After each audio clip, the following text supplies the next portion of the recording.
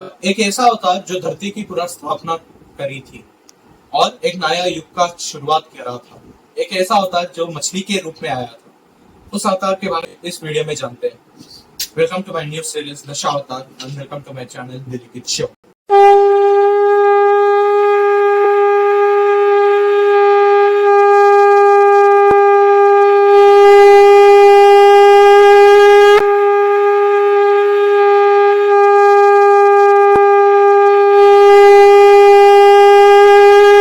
मत्स्य अवतार सारे दशावतार में से और भगवान विष्णु के अवतार में से पहला अवतार माना जाता है। उस अवतार के बारे में इस वीडियो में जानते हैं। भगवान विष्णु ने मत्स्य अवतार इसीलिए लिया था कि धरती पर एक प्रलय आने वाला था और हमारे हिंदू धर्म के हिसाब से मनु जो पहला पुरुष, उनकी रक्षा करने के लिए भगवान विष्णु ने इस अवतार को लिया था। एक दिन की बात है, राजा सत्यवत, जैसे मैंने बोला था, मनु नदी के किनारे में बैठे थे। राजा नदी में से जल लेकर सूर्यदेव को समर्पित कर रहे थे। तब भी उनके हाथों में एक छोटा सा मछली आ जाता है। वो मछली इतना छोटा था कि उनके हाथ में से फिसल जा रहा था। वह मछली को देखने के बाद वह तुरंत निर्णय लेते हैं कि उस मछली को नदी के अंदर तुरंत डाल दिया जाए। पर वो मछली बोलती है कि मुझे नदी में मत डालो, कि इस नदी में बड़े बड़े जीव जंतु है, वो मुझे खा जाएंगे। बोलता है कि मुझे एक बड़ा स्थान चाहिए जीने के लिए, और राजा से बोलती है कि तुम्हारा राज मेरे लिए बहुत सेफ है। क्यों? क्योंकि वहां बहुत बड़ा स्थान है और तुम्हारे राज में एक छोटे से मछली के स्थान भी मिल सकती है मुझे।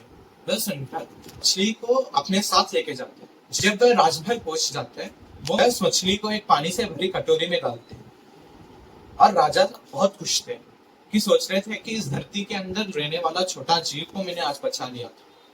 पर अगले दिन की सुबह राजा को बहुत आश्चर्य करने वाला था, क्योंकि राजा जब मछली के पास जा देखते हैं, वो मछली उस कटोरे के समान हो जाती है और उसका मूवमेंट थोड़ा अनइवन था, रेगुलर मछली की तरह नहीं। और वो मछली बोलती है कि मेरा रेट ऑफ सर्वाइवल बहुत कम है, इस कटोरी में मुझे एक बड़े से विजल में डाला जाए और मेरा मूवमेंट थोड़ा फ्री रहे। जब राजा बड़े से विजल में पानी लेकर आते हैं, उस मछली को डालते हैं, तुरंत उसका साइज दुगना हो जाता है। सेम पहले की तरह, सेम यहाँ भी मूवमेंट अनइवन और मछली बोलती है कि मुझे एक बड़े से पॉन्ड के अंदर डाला जाए। राजा उनके सर्वेंट से बोलते हैं कि इस मछली को एक बड़े से पॉन्ड के अंदर डाला जाए। इस मछली को पॉन्ड के अंदर डाला गया था, पर अगले दिन की सुबह वह मछली उस पॉन्ड के समान हो जाती है और मछली बोलती है कि मेरा मूवमेंट फिर से अनइवन है और मेरा रेट ऑफ सर्वाइवल फिर से कम होने वाला है, इसीलिए मुझे एक बड़े से लेक के अंदर डाला जाए। और राजा उनके राजमहल में रहने वाले सबसे बड़े लेक की खोज में लग जाते हैं। जब लेक मिल जाता है, उस मछली को उस लेक के अंदर डाला जाता है। डालने के तुरंत उस मछली वो उस लेक के समान हो जाती है। यह सब देखकर राजा बहुत आश्चर्य हो गए।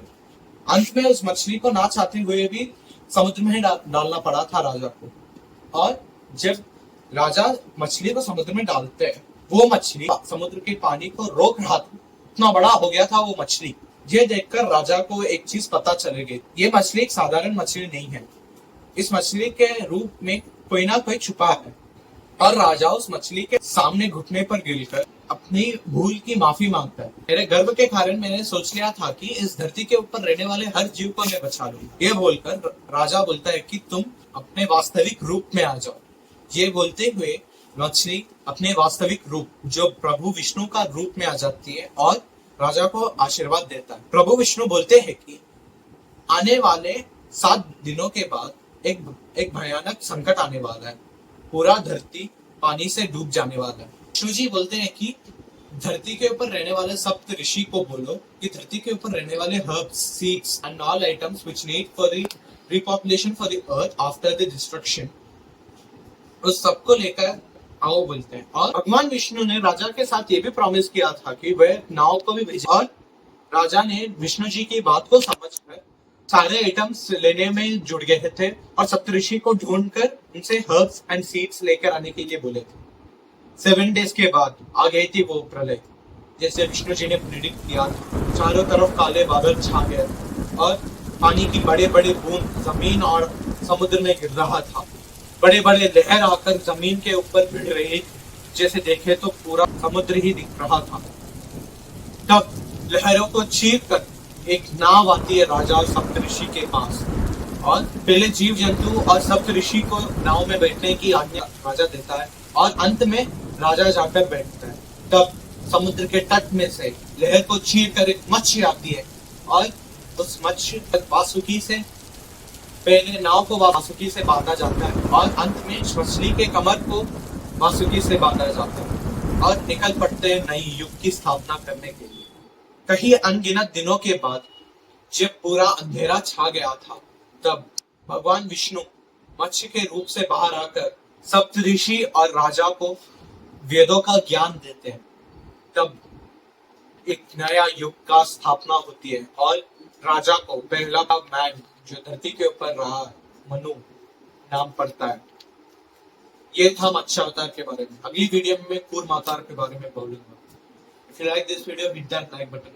Comment down below your opinion. Share this video to your friends and family. Hit that subscribe button as well as the bell icon. I am Nikhil signing off. Jai Shri Ram.